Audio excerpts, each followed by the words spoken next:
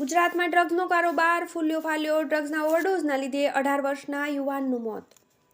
અમદાવાદમાં દિવસે ને દિવસે ડ્રગ્સનું દૂષણ વધતું જાય છે. રાજ્યમાંથી દરરોજ હજારો કરોડોનું ડ્રગ્સ જપ્ત કરવામાં આવે છે, પરંતુ તેમ છતાં અમદાવાદ જેવા મોટા શહેરમાં સરળતાથી ડ્રગ્સ મળી રહે છે. ત્યારે અમદાવાદના વટવા વિસ્તારમાં રહેતા 18 વર્ષના યુવકનું ડ્રગ્સના ઓવરડોઝના લીધે મોત નિપજતા ખળભળાટ મચી જવા પામ્યો છે. પ્રાપ્ત માહિતી અનુસાર અમદાવાદના ઈસનપુરમાં 18 વર્ષના યુવકનું ડ્રગ્સના ઓવરડોઝના લીધે મોત થયું હોવાના અહેવાલ પ્રાપ્ત થયા છે.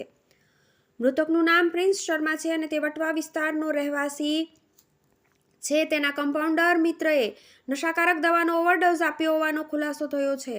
પ્રિન્સ શર્મા નામનો યુવક ઈસનપુર વિસ્તારમાં આવેલા એક ગાર્ડનમાં ડ્રગ્સ લેતા ઢળી પડતા તે સારવાર અર્થે હોસ્પિટલ ખસેડવામાં આવ્યો હતો. હોસ્પિટલમાં ફરજ પર તબીબોની ટીમે યુવકને મૃત જાહેર કર્યો હતો અને પોલીસને જાણ કરી હતી. પોલીસે મૃતક પ્રિન્સ શર્માના મૃતદેહને પીએમ અર્થે મોકલી દીધો છે અને પીએમ રિપોર્ટ બાદ સમગ્ર હકીકત બહાર આવશે. તો બીજી તરફ પોલીસના મૃતકના કમ્પાઉન્ડર મિત્રની અટકાયત કરી છે. આ કમ્પાઉન્ડર દરરોજ 200 જેટલા યુવકોને ઇન્જેક્શન આપતો હોવાની માહિતી મળી છે.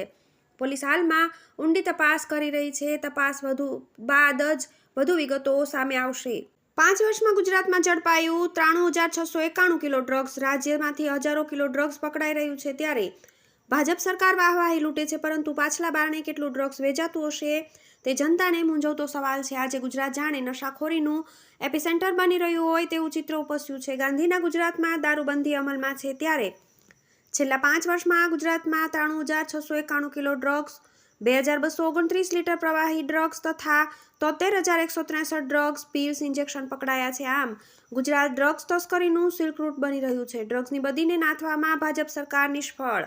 ડ્રગ્સની બદીને નાથવા માટે પૂરતો પોલીસ ફોર્સ પણ નથી.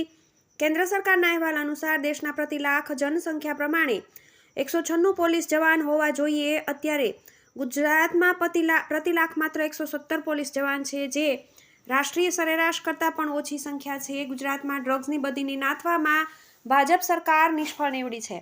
ગુજરાતમાં ડ્રગ્સનો કારોબાર ફૂલ્યો ફાલ્યો. મોંઘવારી, બેરોજગારી ઉપરાંત અન્ય કારણોસર સગીર વયના બાળકો, મહિલાઓને ડ્રગ્સની તસ્કરી માટે ડ્રગ્સ માફિયાઓ ઉપયોગ કરી રહ્યા છે. રાષ્ટ્રીય સર્વે અનુસાર ગુજરાતમાં વર્ષે 2018ના આંકડા પ્રમાણે રાજ્યના 17,35,000 પુરુષો ડ્રગ્સના બંધાણી, જ્યારે 1,85,000 મહિલાઓ ડ્રગ્સની બંધાણી છે. આ જ દર્શાવે છે કે ગુજરાતમાં ડ્રગ્સનો કારોબાર ફૂલ્યો ફાલ્યો છે. TV18 news, Ahmedabad.